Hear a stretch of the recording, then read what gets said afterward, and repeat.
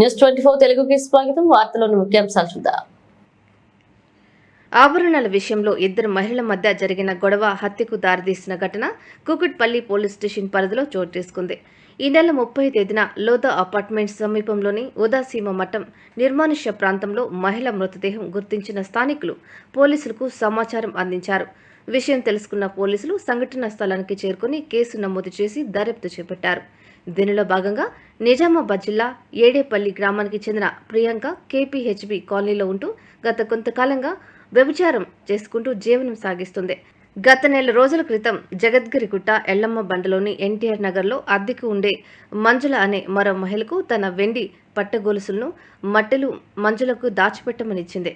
దీంతో మరలా ప్రియాంక తన వస్తువులను తిరిగి ఇవ్వాలని మంజులను కోరగా తన నిరాకరించడంతో ప్రియాంక తన స్నేహితులతో కలిసి వచ్చి మంజులను బెదిరించి తన వస్తువులను తీసుకువెళ్లింది. తనను బెదిరించిందని మనసులో పెట్టుకుని 30వ తేదీన సాయంత్రం సమయంలో జగద్గిరిగుట్టలోని ఆమె నివాసంలో ప్రియాంకకు మద్యం తాగించి ఇరువురు స్కూటీ పైన ఉదాసీన్ మఠంలోని నిర్మానుష్య ప్రాంతంలో తీసుకుని వెళ్లి కింద పడేసి బ్లేడ్తో ప్రియాంక గొంతు కోసి హత్య చేసింది. అనంతరం దానిని హత్యాచారంగా చిత్రీకరించేందుకు ప్రియాంక ఒంటిపై ఉన్న బట్టలను చించేసి తను అక్కడి నుండి వెళ్లిపోయింది. కేసు నమోదు చేసుకున్న పోలీసులు సీసీటీవీ ఫుటేజ్ ఆధారంగా నిందితురాలను అరెస్ట్ చేసి ఆమె వద్ద నుంచి 2 పట్టగొలుసులు, 2 మెట్టెలు, లేజర్ బ్లేడ్ తో పాటు ద్విచక్ర వాహనాన్ని స్వాధీనం చేసుకుని నిందితులను తరలించారు. 23 years ఆవిడ సెక్స్ వర్కర్. ఆవిడ నిజామాబాద్ కు చెందిన వ్యక్తి. నిజామాబాద్ జిల్లా అంబం అనే గ్రామం బోధన్ దగ్గర ఉంటుంది. అక్కడి నుంచి వచ్చి ఒక 2 months బ్యాక్ హైదరాబాద్ వచ్చింది. వచ్చి కేపీహెచ్బి ఏరియాలో ఉంటుంది. ఆవిడకి మంజుల అనే ఇంకొక 35 years లేడీ, ఆవిడ కూడా సెక్స్ వర్కర్. ఆవిడతోటి పరిచయం అయింది. పరిచయం అయిన తర్వాత ఈ లేడీ ఆ మంజుల దగ్గర ఎవరైతే డిసీజ్డ్ ఉందో మంజుల అనే అక్యూజ్డ్ దగ్గర ఆవిడకి సంబంధించిన వెండి వస్తువులు పెట్టింది. కొన్ని పట్టాలు, గొలుసులు కొన్ని పెట్టింది. అవి ఒక వారం రోజుల తర్వాత మళ్ళీ నాకు ఇవ్వు అంటే ఆవిడ ఇవ్వలేదు. ఇవ్వకపోయేసరికి వాళ్ళిద్దరికి గొడవైంది. ఆ గొడవలో 29వ తారీఖు గొడవైంది వాళ్ళిద్దరికి.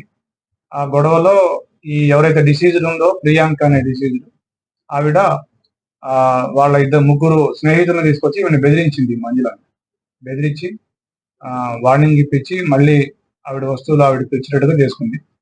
దాంతో ఈ మంజుల ఎవరైతే అక్యూజ్డ్ ఉందో ఆవిడ మనసులో పెట్టుకొని ఆవిడ్ని ఎట్లాగైనా సరే చంపాలని చేసి ఒక ప్లాన్ చేసుకొని 30వ తారీఖు నైట్ 9 గంటల సమయంలో ఆవిడ ఇంటికి తీసుకెళ్లి ఇద్దరు కలిసి కూర్చొని తాగినారు. 2 గంటల పాటు తాగిన తర్వాత 11 గంటల సమయంలో ఆవిడ స్కూటీ ఎక్కించుకొని ఈవిడ కావాలని డిసీజ్డ్కి ఎక్కువ తాపించి ఈవిడ తక్కువ తాగింది. అక్యూజ్డ్